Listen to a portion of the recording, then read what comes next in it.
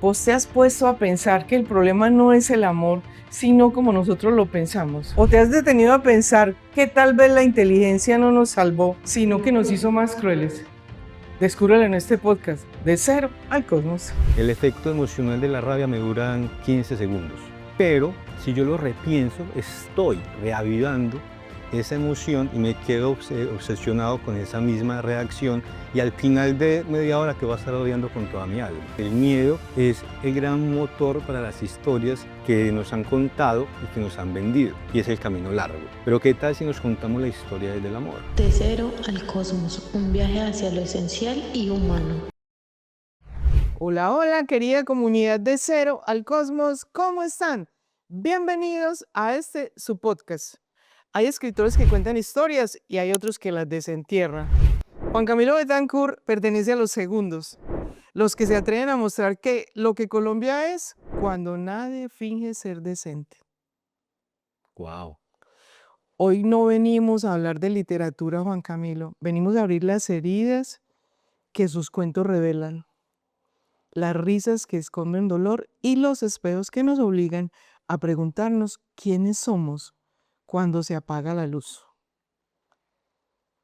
Bienvenidos a Cero al Cosmos, yo soy Marion Álvarez Rodríguez y tengo la feliz oportunidad de contar en nuestro set con la presencia de Camilo. ¿Cómo estás, Camilo? Bienvenido. Gracias, Mario. Muy contento y un poco asustado con esa presentación tan bella.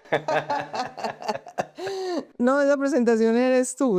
Estábamos hablando en la intro precisamente de eso, de a lo que te atreves, lo que miras, cómo desnudes tus personajes, cómo llegas a ese fondo y cómo sacas. Es que esa es la parte bien compleja de todo, que sacar ese meollo y traerlo acá y desnudarlo y darle una explicación, qué tan qué o para qué. Vamos a adentrarnos en esa Colombia íntima, absurda, tierna y brutal de Erique. Libre todo. El Liberto es bien complejo y otros cuentos provincianos de Somos tantos y tan tontos. ¿Nos cuentas de qué trata el libro? ¿Cuál fue tu inspiración? Bueno, ¿hablamos de los cuentos o de la novela corta? ¿Por dónde empezamos? ¿Con cuál quieres empezar? Si quieres, empecemos con el más reciente para dejar la expectativa y nos adentramos después con el que está ahora moviéndose de una manera asombrosa. ¿Te Me parece? gusta mucho, claro que sí. Listo, bueno, vamos a empezar con El Libreto y otros cuentos provincianos. Es El un Liberto. libro de cuentos para pelados. Entonces, usualmente los escritores quieren poner todo su discurso, toda su prótesis de conocimiento para su beneficio vanidoso.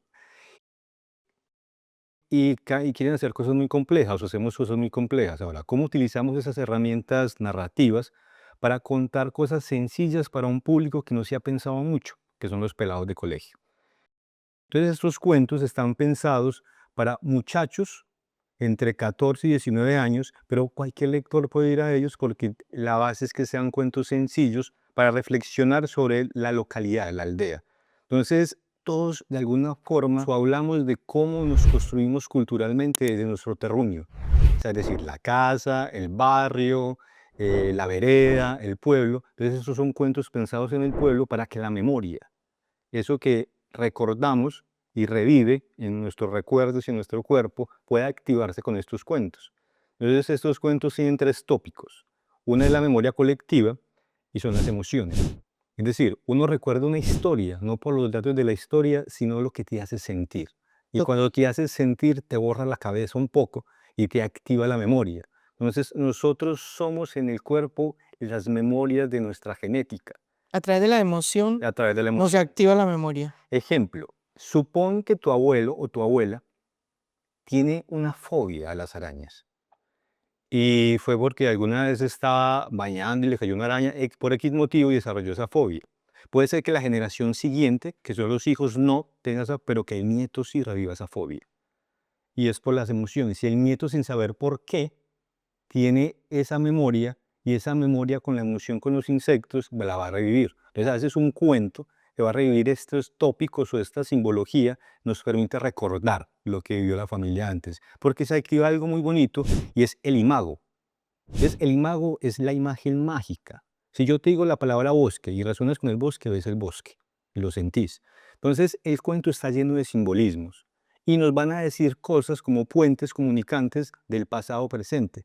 Y estos cuentos están pensados para la memoria colectiva, esas historias que nos contamos todos y activan los arquetipos de Jung y activan los cuentos que nos hemos contado y que se sigue contando de manera popular. Y ese es el primer bloque. El segundo bloque son los vínculos comunitarios. Entonces, usualmente nos educamos en el conocimiento, en la academia, pero dejamos de lado algo muy interesante, los valores. Entonces, la responsabilidad, la lealtad, la justicia, el respeto. Y los cuentos, aunque no lleven moraleja, llevan un sentido simbólico de valores, porque aprendemos con historias. Y las historias nos dan modos de vida, y las historias nos invitan a relacionarnos de cierta forma con ciertas personas y a revivir esos vínculos. Cuando yo tengo valores claros y me educo en valores, sé cuáles son mis límites y tengo la oportunidad y la facilidad de tomar decisiones que estén apelando a mi bienestar. Entonces, en los vínculos comunitarios, activar esos vínculos, esos valores que nos permitan reflexionar. Una cultura la antioqueña, tan bullosa, tan alcohólica y tan dicharachera, pero a veces tan alejada de los valores de convivencia. Entonces, este está pensado en ese ámbito. Y el tercer bloque de los cuentos es la relación con la naturaleza. Es decir, no somos la única forma de vida que hay aquí. Y hay una cosa muy bella de Tolkien, en El Señor de los Anillos. Él dice que cuando dos elfos se encuentran, una estrella se ilumina. Entonces, ¿qué pasa con la naturaleza cuando estoy en afecto con mi mamá?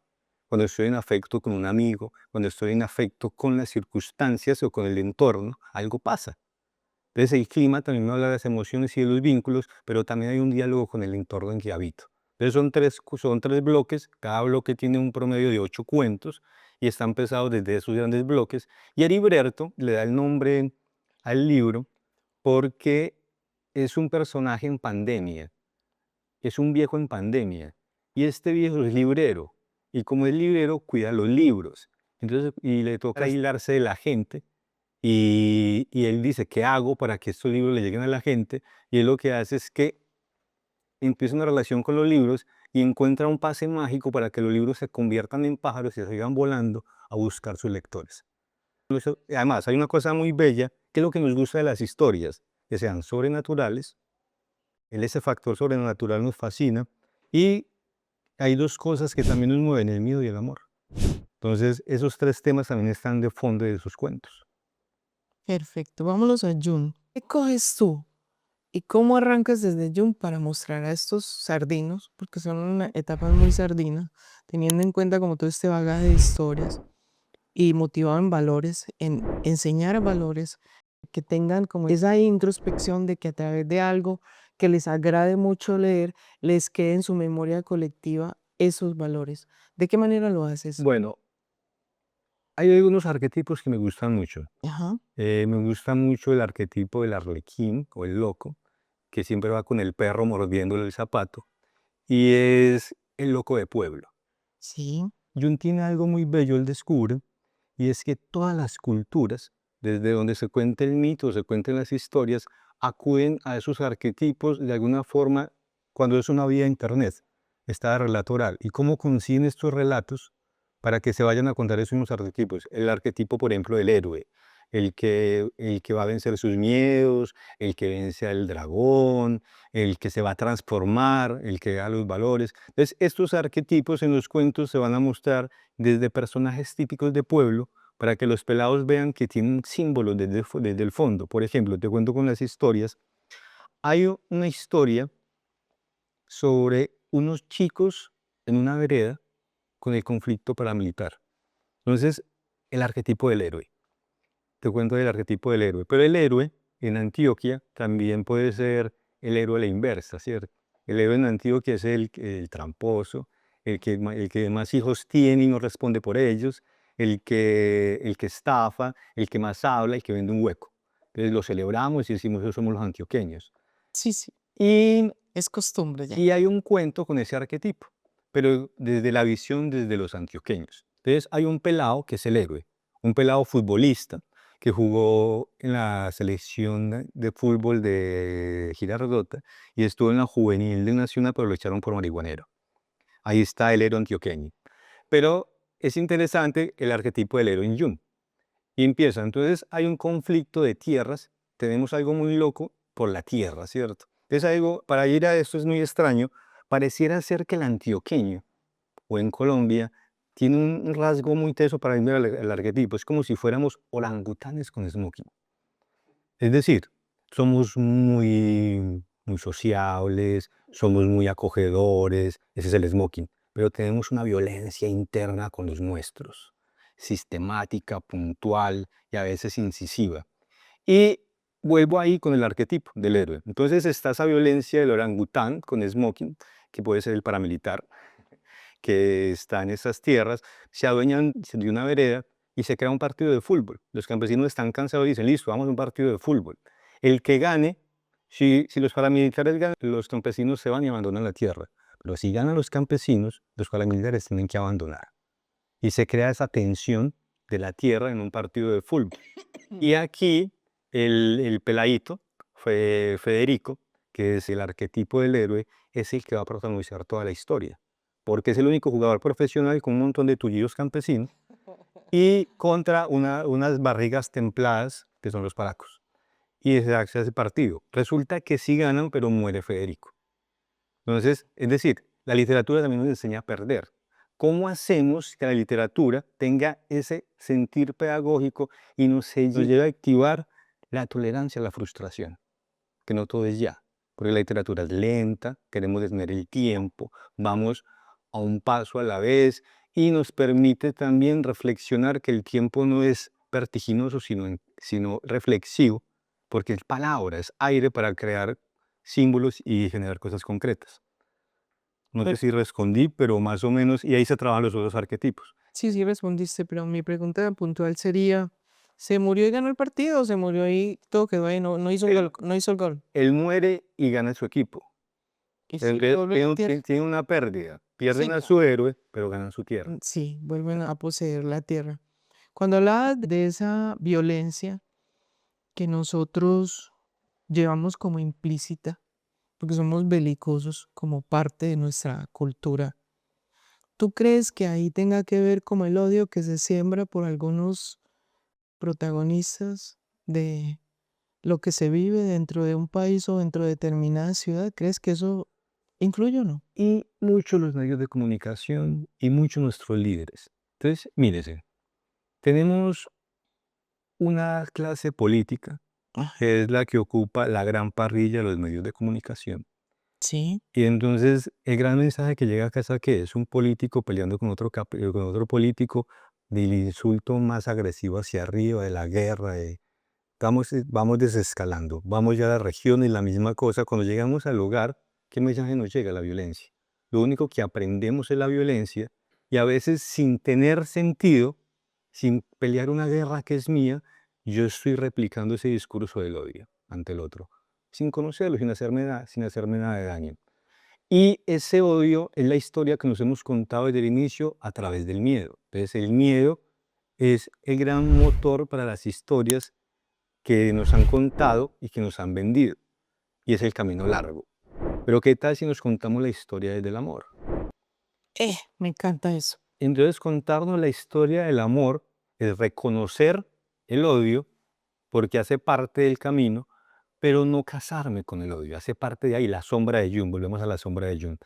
Pero entonces, ¿qué hacemos cuando nos contamos la historia del amor? Cuando nos contamos la historia del amor, y vuelvo con los pelados, se activa algo muy bacano y se activan 5 Cs. Y las 5 Cs es que las historias que nos contemos vengan desde la conciencia, el estar despierto. O sea, que yo piense qué historias me estoy contando y estoy contando para saber cómo actúo. Porque Claro, no está repitiendo como loro. y eso me da una correspondencia. La correspondencia o corresponsabilidad. Y es que soy responsable de mis actos. Tanto el otro como yo también soy responsable de lo que hago y no solo voy a la culpa, porque es más fácil el otro existe para delegar mi culpa. Sí, sí. Pero ¿qué tal si yo existo también para asumir mi culpa? Hay un diálogo distinto. Eso me va a dar a mí un criterio. Entonces, unas buenas historias que me pongan eso en pie y me pongan a despertar, me dan un criterio para las acciones y voy a buscar valores para que mis acciones no estén en la reacción, y volvemos a la violencia. Si yo me educo en violencia, entonces siempre estoy reaccionando en odio y en violencia. Si empiezo a reeducarme desde el amor, empiezo a ganarle unos poquitos de segundos a la reacción y puedo reflexionar. Para que eso me llegue a algo muy bello y es la creatividad. ¿Qué hago con eso? ¿Cómo creo? ¿Cómo transformo ese mundo para que me llegue lo más bello? Es la compasión. Entonces esas 5 Cs con estos libros para historias para pelados deben activarnos la forma de interactuar con el mundo y transformar la violencia que tenemos interna, para que ese simio que somos también pueda tener otro diálogo con la violencia. No, eso es una cosa demasiado especial lo que acabas de explicar. Volvamos a decir, las 5 Cs. Conciencia, Conciencia, correspondencia, correspondencia, criterio, criterio. creatividad y compasión. Claro, al tener estas 3 nace la creatividad y al tener la creatividad suaviza, hace al ser más humano, más cercano a, Claro. y nace la compasión y la empatía por el otro, ponerse en los zapatos del otro, a ver qué tanto le tallan, sin juzgar tanto. Sin juzgar y escuchar. Genial, me encanta eso. Vamos con el otro libro. Somos tantos y tan tontos. Es un libro muy curioso porque tuve mucho temor al publicarlo, porque es un libro muy emocional. Y al ser emocional no tiene una línea recta, como una historia con inicio, nudo y desenlace, porque es un libro fragmentado y es un libro contado de 3 personajes, Mateo, María y Juan, y es un libro que nos invita a pensar lo que creemos que es el poliamor, lo que podría ser el poliamor y esa fascinación por la inteligencia que al final uno interroga si somos tan inteligentes porque estoy utilizando todo mi conocimiento, todo lo que creo que soy, para llevarlo a hacerle daño a la persona más cercana. Somos tan inteligentes que nos especializamos en herir a la única persona que nos aguanta. Oye, sí, qué contrariedad, ¿no? Ahí por eso somos tan tontos también. Hablemos de los que se creen muy inteligentes y que esa inteligencia les permite volverse en ocasiones unos déspotas y por ser superdotados, entonces inherentes a superioridad, ¿cierto? Equivale el uno al otro. Mira, pensemos algo. Nuestras historias, nuestras culturas, nuestra literatura, nuestra forma de actuar se ha enfocado en el pensamiento.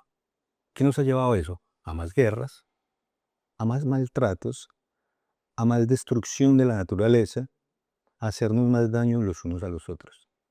Que ese es el camino del Pero bien. ¿cuál es la esencia que sea a través del pensamiento y que el pensamiento nos lleve directamente Claro, ahora voy. El poder. el Cuando yo pienso, estoy pensando de una manera rígida y unilateral. Yo quiero eso. Y cuando quiero eso, voy por encima de lo que sea a buscar eso. me llevo el que Me sí, llevo el que sea. Ese es voy por lo que yo quiero. ese también es el pensamiento que corroe. Y a mí es muy loco. Todos pensamos. Es imposible no pensar. Así cuando digo que no estoy en la no mente, estoy pensando en la no mente. Sí, Sin embargo, repensar o la obsesión del pensamiento sí es una elección. Y esa sí la hago. Y es muy loco. En las historias. Si, por ejemplo, tú me haces daño o me dices una palabra que va a atentar contra mis creencias, el efecto emocional de la rabia me dura 15 segundos. solo 15. Pero si yo lo repienso, estoy reavivando esa emoción y me quedo obsesionado con esa misma reacción y al final de media hora que voy a estar odiando con toda mi alma. Y generalmente eso es lo que hacemos. Y esas son las historias que nos estamos contando desde el miedo, porque el cerebro no reconoce el tiempo. Si por ejemplo me pasa con mi madre o a veces con mi compañera, tuvimos un No, altercado hoy y lo va a recordar en 2 meses.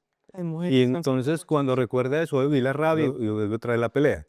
Claro, porque el cerebro, incluso uno, el cerebro no reconoce las y ya hay más facilidades. motivación incluso. Y lo que sí va a reconocer es esa historia. Entonces la historia me revive esa emoción. Entonces, eso digo, el pensamiento es algo que no nos ha llevado solo el pensamiento. Ahora, solo la emoción tampoco me permite, porque me vuelve muy dramático. ¿Cómo volvemos a ese sentir pensar?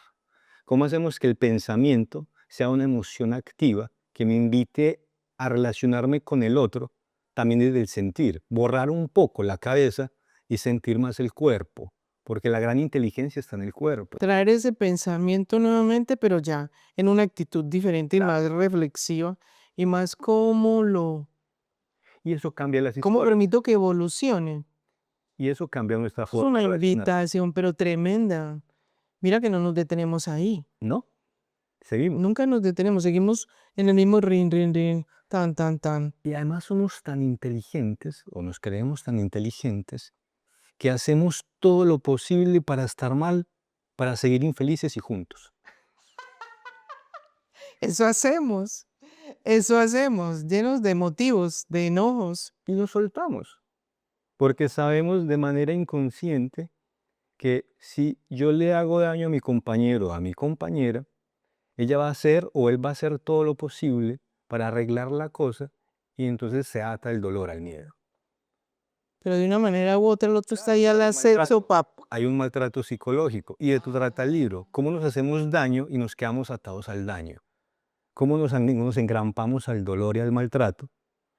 Y eso siempre tengo cuentas pendientes. Cuando tenemos una historia de amor potente que me saca mi mejor versión, no hay deudas, no hay cuentas pendientes y uno agradece por el momento compartido y sigue su camino.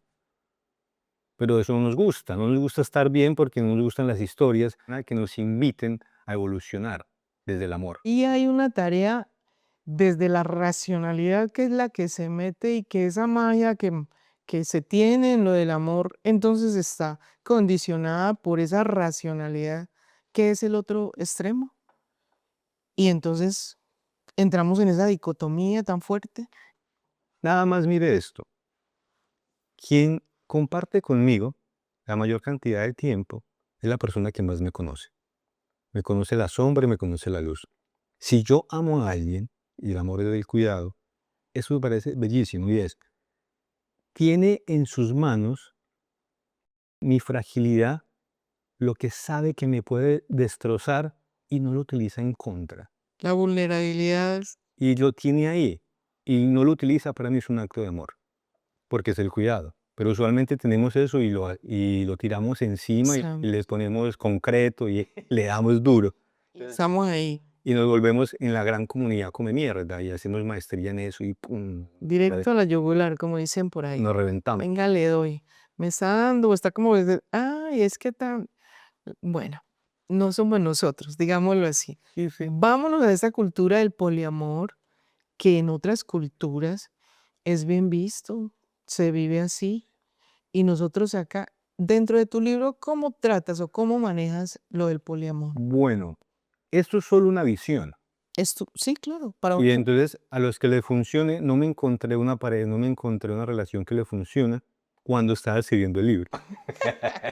Después me encontré un par que funcionan. Sí, No indagué más a fondo porque ya está el libro escrito.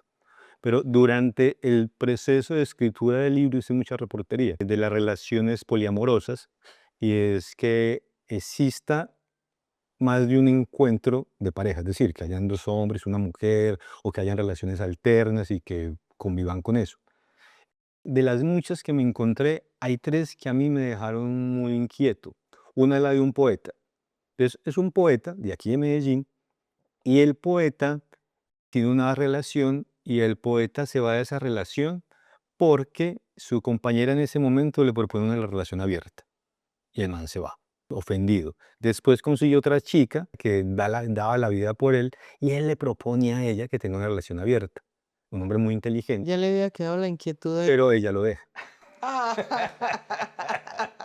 Y después él está destrozado. La otra relación es con un filósofo, profesor de la Universidad de Antioquia, y un man muy bien, un man ya grande. Consiguió una pelada, una jovencita que estudia trabajo social, y él le dice, venga, ¿por qué no tenemos una relación abierta? Y dice, no, yo quiero estar contigo. Y yo, oh, venga, vamos a una relación abierta. El caso es que ella, con el riesgo que eso implicaba, encuentra un hombre que lo hacía más rico que él, porque era más joven, y ella se quedó con el otro chico. Y él no soportó que lo dejara cuando él propone la idea y después él se vuelca en los celos y ella lo deja por celoso. Otro fracaso de relación. Otra relación, una señora con un doctorado se encuentra con un profesor también, menor que él, pero entonces los dos están ahí con relaciones que vienen de relaciones que se rompen y se encuentran y reviven el maltrato de esas relaciones y se abren a otras relaciones. Y al final cuando vienen, están bien afuera, pero adentro es una guerra continua. Al final descubren que queriéndose mucho van a estar separados. Entonces tampoco les funcionó. A lo que hoy es que esos son 3 ejemplos de otros muchos que hay y eso invita a las reflexiones hasta qué punto mi relación con el otro, porque me creo un ser inteligente, porque tengo el conocimiento de una materia específica y gente con la que no voy a dialogar con esa materia porque no conoce, me autoriza a satisfacer mis deseos y lo hace, pues, y no hay que ser inteligente para satisfacer los deseos, pero solo cuando soy inteligente maquillo los deseos para darle válvulas de escape. Y los deseos al final me dejan vacío, porque cuando los satisfago no tiene sentido.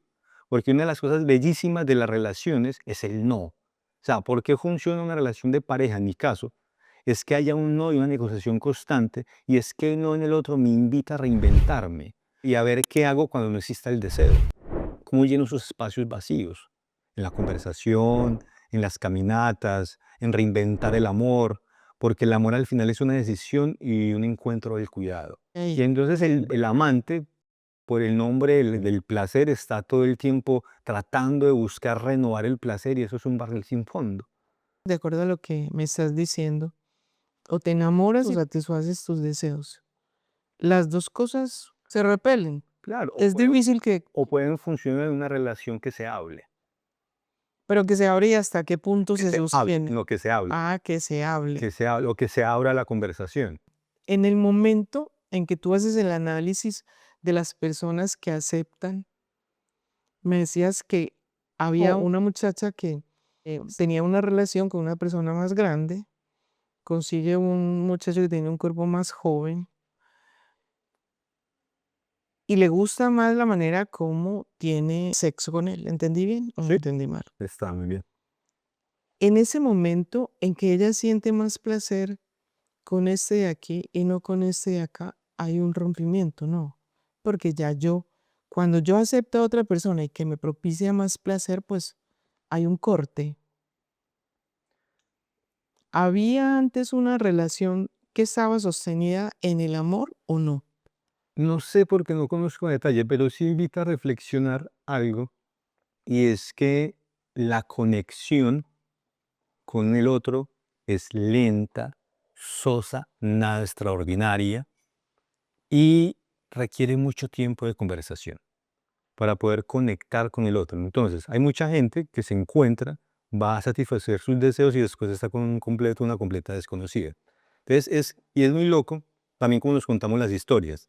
Las películas, RCN, Caracol sobre todo, Valga la cuña. de la cuña, nos han mostrado la vida amorosa como una película de porno barata. Oye. Y es que nos han mostrado solo hombres y mujeres bonitas. Entonces, ¿qué pasa con nosotros los feos, cierto? Total, sí, esa discriminación siempre. Tienen que ser todos bonitos. Claro, y van afuera y es gente que van a un bar y ese día tiene una cosa espectacular y extraordinaria y conocen a alguien y ya se enamoran. Entonces nos muestra, y es como una película, no tiene guión, es una película de porno. Solo vamos a satisfacer el placer. Pero una relación que importe es una relación que requiera tiempo, que las almas se conecten, que yo sienta que estoy utilizando mi cabeza en mi relación con el otro. ¿Cómo usamos la cabeza en mi relación con el otro? ¿Cómo le robamos la voluntad a las hormonas para tomar decisiones si el otro me conviene o no me conviene con mi forma de visión del mundo? Eso no lo hacemos. ¿Cómo hay ese coqueteo y ese acercamiento y esa conquista Ah, mutua? ¿Con quién camino en mi vida? Exacto. Y Qué si es buena y pregunta. si ¿Con quién camino? ¿Si es este o no es este? hay gente que es muy atractiva, pero es muy atractiva también en su sentido de problemas. Y a veces nos gustan los problemas también porque desde ahí nos contamos las historias desde el miedo. Entonces ese camino, el miedo y el amor. Entonces hemos creído que las historias difíciles, las cosas violentas nos invitan a evolucionar, porque así recordamos otra de la memoria colectiva cuando éramos pueblos nómadas. Pero ya no tenemos que ir a buscar una casa, estamos en espacios muy cómodos, pero sigue esa memoria. La historia del amor dice, venga, detengámonos un poco, no hay que ir hasta ese extremo para hacerte tanto daño, sino que si te detienes y vas más a la conexión con el otro, no tanto el hedonismo, puede ser que la historia cambie y el amor vaya floreciendo de una manera más comprensiva y sobre todo que nos invita a sacar nuestra mejor versión de nosotros mismos. Este libro es incómodo porque vamos a cómo nos hacemos daño de manera sistemática. Volvemos al orangután. Sí, sí, sí, qué tan importante. Hablemos nuevamente, volvamos al tema, retomémoslo, de cómo nos hacemos daño y de cómo nos ponemos ese traje de orangután para fastidiar al otro. Creo que es bueno como hacer esa reflexión. ¿Qué otra manera en tu investigación encontraste? Pero hay muchas. Pero vamos a tratar una de las más cotidianas. Por ejemplo, en casa, con el ambiente más común o en el trabajo o con los amigos, alguien me está hablando que yo hago bien las cosas y yo escucho y eso me satisface, pero eso lo olvido rápido. Pero alguien me dice algo que no me gusta, que me hiere y yo me quedo engrampado.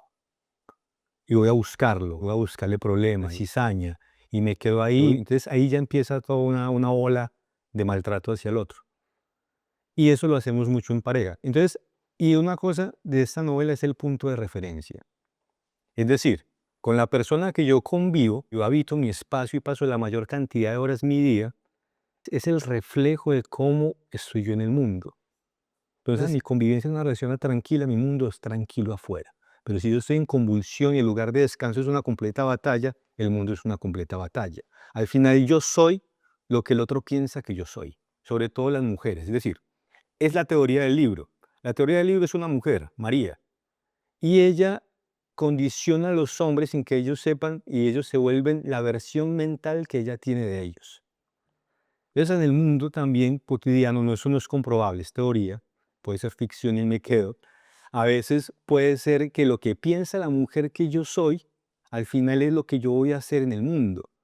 Por ejemplo, en mi caso, yo no tenía estructura, la mujer que tengo que amo, que es Ingrid, empezó a pensarme de la estructura y encontré estructura y la vida me cambió.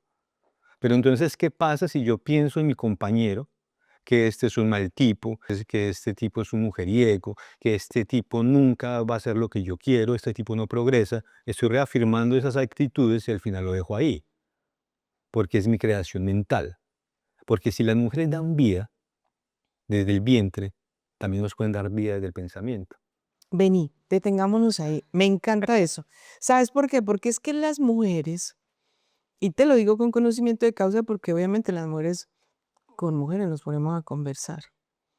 Nosotras suele pasar muy a menudo, conocemos una persona, un hombre, que nos guste e idealizamos determinadas actitudes que tiene en el momento, en ese preciso momento que es prácticamente una conquista. Idealizamos eso. Yo no sé si eso es producto de la telenovela, si es producto del libro que quisiera que me dijeras. Esa magia y ese que nosotros empezamos a ver a este cómo. Y así él muestre cómo es y que no es nada de lo que nosotros estamos inyectando a nuestro cerebro. Nosotros lo seguimos viendo por ahí. Hasta que queremos vivir una relación. Un día, de tanto repetir y repetir, la persona, ese hombre, la conducta.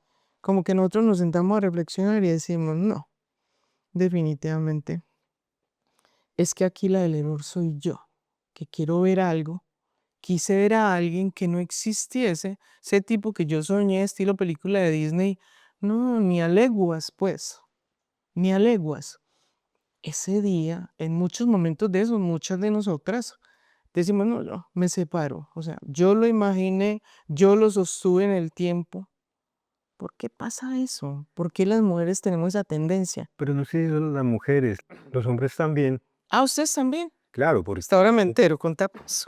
pero es porque de hoy nos contamos las historias. Ajá. ¿Y qué quiero con las historias? Entonces es muy extraño y hay una fórmula matemática emocional. Ah, eso sí me interesa. Y es como que el presente es igual a menos expectativas. Esa es la palabra, expectativa. Diste en Entonces, el meollo. mi relación con el otro empiezo a verla cuando bajo las expectativas. Las expectativas es el sexo de futuro y eso también es lo mismo que ansiedad. Cuando no llego allá donde quiero que el otro llegue, ¿qué hago con esa? ¿Qué hago con esa visión del mundo que todavía no tengo y no me ha llegado? O sea, no veo aquí. Y lo otro, y otra fórmula también muy bonita, hablando un poco del cero del cosmos, y es que es una maravilla. Cero por 2 es igual cero, ¿cierto? Cero por 2520 es igual, no importa el número que yo ponga que ponga al otro lado del por, Siempre te haré. si este cero permanece en cero, la relación nunca va a estar igual. Y a este 2500 puede ser las expectativas, pero si este cero No le interesa. no le interesa, ¿qué va a pasar con las expectativas? Me lleva siempre a un cero. Tiene Que hay un desfase. voluntades. Hay un desfase. Entonces, ahí hay una cosa de voluntades. Por eso es la conversación, por eso la relación debe ser lenta.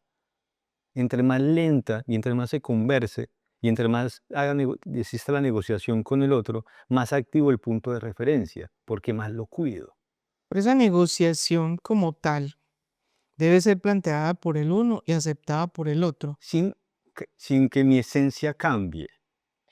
Esa. Porque si quiero cambiar la esencia del otro, voy a perder, me quedo en cero. Sí, claro, eso se volvió un caos. Claro, Y ahí no hay cómo, pues, porque la otra persona va a aguantar determinado tiempo, pero después va a decir, no, no, no. O no, sea, se quedó sin dignidad y cuando uno se queda sin dignidad, ya no hay nada, no hay piso. no hay un encuentro. Y además pensemos la palabra encuentro, en contra de. Siempre estoy en contra del otro, Se volvió un enemigo, ¿no? pero también El amigo, crítico. pero también el amor. Estoy en contra de un punto de vista. Y usualmente en ese punto de vista siempre perdemos los hombres. Pero el otro tiene que entender qué es eso. Para poder ir perfeccionando una relación, es necesario que el otro lo llame a uno a tablas y que le diga, mira, Marión, que por ahí no es. Y uno muchas veces cree que sí es. Y que se establezca un no. Que aprendamos a decir que no en el momento oportuno. Y eso me establece mi tolerancia a la frustración. Porque si todo lo quiero ya, no me doy la oportunidad de cambiar también cosas en mí. Porque voy al hedonismo y no a la empatía. Y tener esa voluntad de cambiar. O sea, para poder que haya una convivencia en armonía, ambos tienen que tener esa voluntad y esa disposición. Y tienen que estar revisando todo el tiempo cómo hago qué, ¿cierto? Y lo mismo el otro, cómo hago qué, pensando en bienestar, ¿cierto? Y más cuando ya están los hijos en el escenario, que no vean pues como un ring en la casa, algo así o qué. Algo así. Muy Sí, bien. voy mejorando. Claro, muy bien. Qué maravilla, será porque vienen acá personas como ustedes que le permiten a uno tener esa posibilidad de mejorar. ¿Qué otro cuento? Se me traba mucho la lengua para decir el nombre, De libreto. el libreto, que estaba, me contabas ahorita que en la época de la pandemia, cuidando sus libros, que es algo como muy mágico, ¿no? De ese cuidado pueden resultar muchas historias. ¿Qué otra historia te sale de ese libro? Hay una historia que me dificultó, pero que tenía muchos años en el tintero, y es esa teoría de la gente buena. Yo creo y me enamora la gente buena, la gente que le ha apostado, porque la revolución ahora es la gente buena, es la gente pero genuina, y la gente buena tenía amigos. Y uno sabe que alguien es bueno por el círculo de amigos que tiene. No son muchos, pero meten la mano por el al fuego. Y es que el amigo es el que no te alcahuetea cuando vas en contra de sus valores de convivencia, que lo hablábamos ahora. El amigo tiene algo profético y es que te va a prevenir de ciertas acciones, eso te va a hacer daño, eso te va a hacer mal y eso te lo advierto, ya usted decide, no estoy de acuerdo con eso. Entonces, y te plantea el no te alcahuetea. Y el amigo también te permite expandir las ideas que a veces son explosivas y escandalosas, pero que solo con el amigo se pueden exponer sin un juicio y sin que te excomulguen del pequeño círculo que habitas. Entonces, esa gente buena, sí creo en esa gente buena. Pero hay otro tipo de gente buena que es en el discurso. Es la gente buena que va a misa cada 8 días, es la gente buena que tiene que peinarse siempre de un lado, es la gente buena que tiene que estrenar en Semana Santa y en diciembre. Bueno, hay un montón, es la gente buena que es solo buena con los que conoce, donde llega Girardota, un chico, a comprar insultos A comprar insultos. y paga por insultos. Ajá. Pero entonces, ¿qué pasa si la gente pierde la facultad de decir insultos y descubre que no es la gente buena que dice ser que es? Ya vi por dónde ibas y me parece. Me parece demasiado acertado, traído a la realidad. Felicitaciones, eso es un golazo, pensaría yo. Y ese es uno de los cuentos que está en la memoria colectiva. Además, nos hemos entrenado mucho por maltratar al otro. O sea, en eso somos muy expertos, pero es más difícil reconocer las virtudes del otro. Bueno, esa ambivalencia, ¿por qué se da? ¿Por qué somos tan expertos en querer fastidiar al otro? Porque nos hemos quedado en el yo. Ahí vamos al yo. El yo necesita una historia. No hay ningún yo que funcione sin una historia. ¿Y qué pasa cuando yo le quito la historia al yo? No hay conflicto, porque me despersonalizo, me ausento también de mi historia, no soy el protagonista del odio. Entonces, ¿qué pasa, por ejemplo? Cuando me quito del yo, aparece la flor. Y no hay nada tan bello para desvanecer el yo o el ego como leer una flor. Una cosa tan sencilla. Es decir, somos muy complejos, pero la solución a nuestra complejidad usualmente es más práctica cuando es simple. Entre más simple, es más práctico. Estamos llenos de teorías, pero no tenemos la ruta práctica de cómo integrar la sabiduría del cuerpo. Y el otro que nos habla siempre. Entonces, por ejemplo, si yo desbarato mi yo y huelo una flor, me doy cuenta de que huelo una flor. Ajá. Y después de tanto hacerlo, viene una experiencia bellísima y me observo oliendo la flor. ¿Acaso eso no es la divinidad? ¿Acaso eso no es mi chispa divina? ¿Acaso eso no es la creatividad o el caos? ¿O acaso eso no es mi relación con el mundo que me dicta la historia? Y ahí es distinto. ¿Cuál es la relación de que yo me vaya, tengo divinidad y tengo terrenal? ¿Por qué generalmente evado la divinidad y me voy a lo terrenal para poder juzgar, para poder incomodar? ¿Qué es ese puente ahí que se rompe? ¿Eso es a través del ego o eso es a través de qué? Vale, si yo rompo de frontal el yo o el ego, dejo de pelear con el mundo. Ahí, Y ahí entonces ya no no soy el más conquisto, inteligente. no conquisto el mundo. Y la conquista es someter a una voluntad a la mía. Por eso es conquista. Los españoles vencieron los indios. Sí, Y de la conquista. Entonces, cuando uno va a conquistar a alguien, voy a someter su voluntad. Cuando uno dice, americanos. voy a echarle los perros de la conquista. O los perros son las armas. Estoy sometiendo al otro bajo mi voluntad. Hay un sadomasoquismo. Y ahí por eso es que el amor es ciego. El amor va con toda esa energía y es muy luminosa la separación. Porque me doy cuenta con quién estaba. Solo ahí, pues, solo ahí, déjame decirte. Ah, Bueno, de un libro a otro, ¿cuál es la diferencia? ¿Por qué construiste esto y por qué construiste este Bueno, otro? desde siempre me ha inquietado mucho esa noción de que a la persona inteligente se le permite ciertas antivalores solo porque es inteligente. Entonces, el profesor que abusa de su alumna porque tiene el poder y sabe con el discurso cómo chantajearla, pero sabe de fondo que le está haciendo un daño a ella y él, Se ve mucho. y es un hombre muy inteligente. O el político que no le importa destrozar cantidades de bosque para obtener el dinero, pero sabe que está haciendo un daño ambiental, pero es muy inteligente. O es tierra para él. Y emocionalmente estamos perdidos. Nuestra educación emocional no tiene fundamentos, porque nos hemos quedado más en la cognición y no tanto en el mundo emocional. ¿Nos hemos quedado en dónde? En el conocimiento, nos hemos quedado en la enciclopédico, en los datos, y no hemos ido a la experiencia del dato, que es la emoción. Bueno, pero ¿por qué nosotros todo el tiempo hacemos lo mismo y repetimos los mismos errores? ¿Tú sabes decirme por qué? No sé por qué pocas veces tengo claridades de razones o de verdades, tengo sospechas. Y una de mis sospechas a eso es que de alguna forma es lo que repetimos de papá, de mamá, del abuelo, es lo que vemos en el vecino, es lo que vemos en las novelas, es lo que vemos en el otro, y replicamos lo que vemos. Y también, de alguna forma, no queremos salirnos de ahí por el miedo a perder perdiendo. Es decir, tenemos mucho miedo a perder. Y justamente la literatura nos enseña a perder. Y la literatura nos enseña también que perder, eso que está fuera de mí, me invita a conectar con lo que está conmigo. Por ejemplo, cuando siento dolor, recuerdo mi cuerpo. Cuando tengo dolor de cabeza, sé que tengo cabeza. Cuando me talla una piedrita en el zapato, sé que tengo pie. Y eso nos ayuda a reconocer que estamos aquí. ¿Por qué hay que ir hasta allá? Porque tal vez necesitamos un camino largo desde el miedo, que es la historia que nos contamos, para poder replantearnos cómo nos contamos la historia y relacionarnos distinto con el otro. Pero eso es despertar. Ejemplo, una cosa tan sencilla, y eso es horrible. Lo que hacemos todos los días cuando nos levantamos.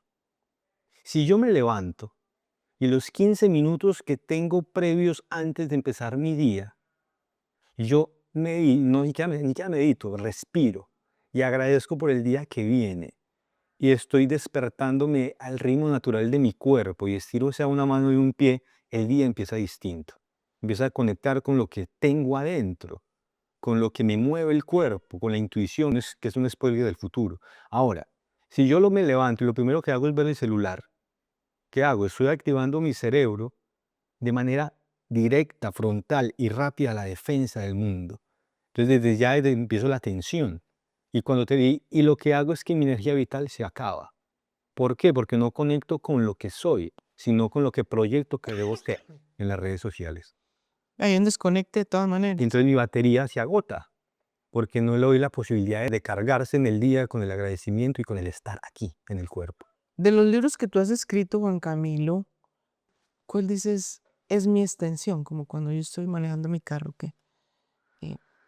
Yo creo ¿Con que cuál te sientes más a gusto, mejor? ¿Cuál dices tú, saqué algo que estaba ahí? a mí de pronto el que más me puede definir, hay dos. Ajá. El último es este, Somos Tantos, porque es una radiografía de mi estupidez. Y entonces Será la de todos. sí, pero es la mía, ahí está la mía y me pasó algo muy loco. Uno de los personajes soy muy yo, Juan, y un amigo me llamó enojado que por qué había escrito sobre él. Ya entendí por qué lo puso así. Dije, no es sobre vos, es sobre mí. Pero entonces si uno va a relacionar su mundo y se cuenta la historia con sinceridad, sin filtros, va a reflejar el otro, porque no se ha atrevido a contarse. Y mire, A mirarse. es muy extraño. Nos hablan de la ley de la reciprocidad, como es arriba, como es adentro, pero no lo explican a fondo. Entonces, Nunca explican, siempre hablan de la ley, no le- nunca dicen qué voy a significa. explicarlo más sencillo. Mis lecturas van a cambiar mi palabra. Si me nutro de lecturas, mi palabra debe ser distinta porque tengo palabras en mí para expresar el mundo. Y el mundo es tan grande o tan chiquito según las palabras que tengo para nombrarlo. La lectura es muy buen alimento. Si medito o agradezco en la mañana, mi energía y mi presencia cambian los lugares, porque estoy reconectando con lo que soy, aceptando mi desperfecto. Y ese desperfecto y desparpajo va conmigo porque no puedo cambiarlo. Yo no puedo volver la vida a mi mamá, como devuelvo unos zapatos que no me gustan. Tengo que vivir con eso. Ahora, si hago ejercicio, cambia mi vitalidad. Entonces, lo que yo haga conmigo se expresa afuera. Y ahí uno entiende la gota del océano que es igual al océano. Total. Y estos libros es la invitación de esa oscuridad que tenemos. No hay que cortarla, hay que observarla para que de la oscuridad se vuelva presencia de la oscuridad y no nos oscurezca, porque también hay momentos de sol y de luz durante el día. Entonces, qué bacano que la oscuridad que es la noche, o lo que yo vivo en la noche, después lo reflexione con la luz del día. Es muy profundo eso. Y muy, o sea, da mucho una oportunidad de crecimiento personal.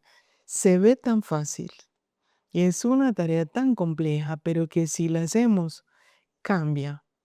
Y ahí sí diríamos, podríamos decir con total convicción que es arrancar de cero y llegar al cosmos, porque te va a permitir tener un viaje, pero un señor viaje, ¿no?